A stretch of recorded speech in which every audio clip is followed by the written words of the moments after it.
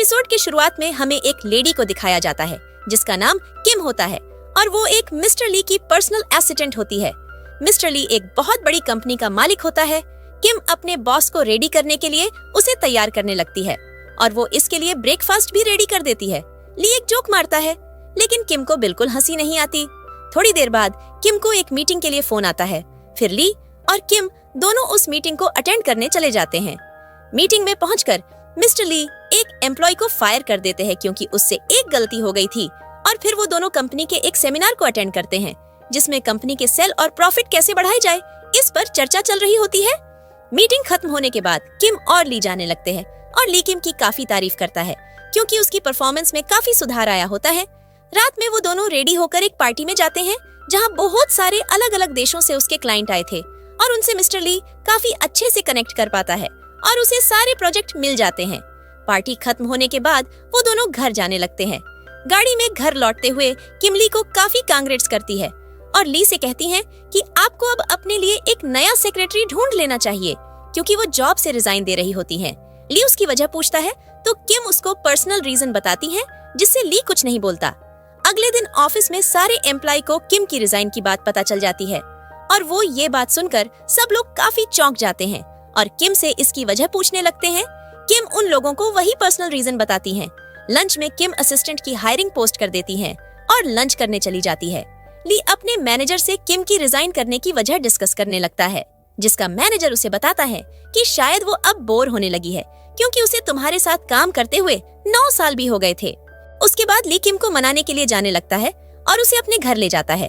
घर पहुंचकर ली किम को एक ऑफर देता है और उसे कंपनी डायरेक्टर बना देता है और उसे एक घर और एक गाड़ी देने का ऑफर देता है।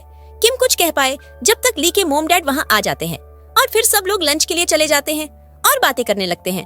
बात करते करते ली की मोम उसको शादी करने के लिए कहती है लेकिन ली मना कर देता है जिससे उसके डैड काफी चौंक जाते हैं और उसको ब्लैकमेल करने लगते हैं कि वो ठीक नहीं है।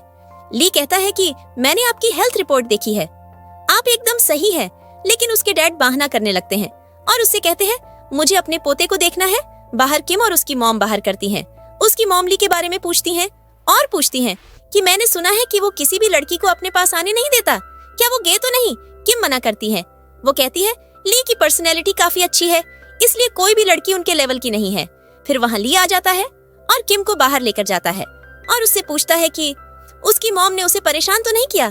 किम मना करती है और फिर ली उसे जॉब के बारे पूछता है। किम उसे मना कर देती है कि वो ये जॉब छोड़ देगी। फिर उसके बाद ली को उसके मैनेजर के साथ दिखाया जाता है। ली उसे बताता है कि वो नहीं मान रही और वो जॉब छोड़कर रहेगी। दूसरी ओर किम को उसकी बहनों के साथ दिखाया जाता है जहाँ वो किटी पार्टी कर रही होती है।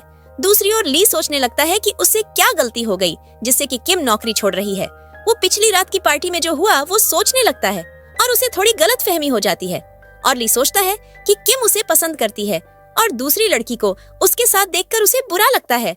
दूसरी तरफ किम अपनी बहनों को कहती है वो जॉब छोड़ रही है क्योंकि उसने अपने डैड का कर्जा भी उतार दिया है और तुम लोगों को भी सेटल कर दिया है, इसलिए अब वो अपने लिए समय निकालना चाहती है। तभी ली का कॉल आता है और वो उसे अपने पास बुलाता है कार ड्राइविंग करने के लिए। किम वहाँ पहुँच जाती है। तभी ली उसे एक फूलों का बुके गिफ्ट करता है जिसे देखकर किम छींकने लगती है और वो बुके गाड़ी की डिग्गी में रख देती है और फिर वो दोनों जाने लगते हैं और ली किम से उसके आगे का प्लान पूछने लगता है।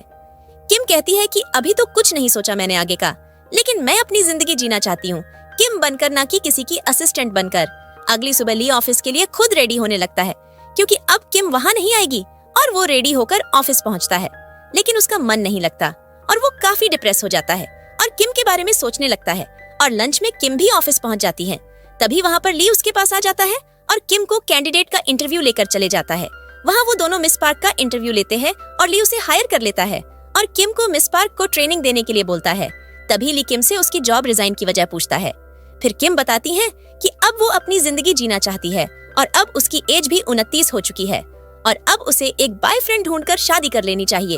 अगले सीन में किम को अपने फ्रेंड के साथ में दिखाया जाता है जो कि काफी एंजॉय करती हैं। पार्टी खत्म होने के बाद किम बस से घर जा रही होती है। तभी वो थोड़ा उदास हो जाती है और अपनी जॉब लाइफ के बारे में सोचने लगती हैं। घर आकर वो नई सेक्रेटरी के लिए नोट्स तैयार करती हैं।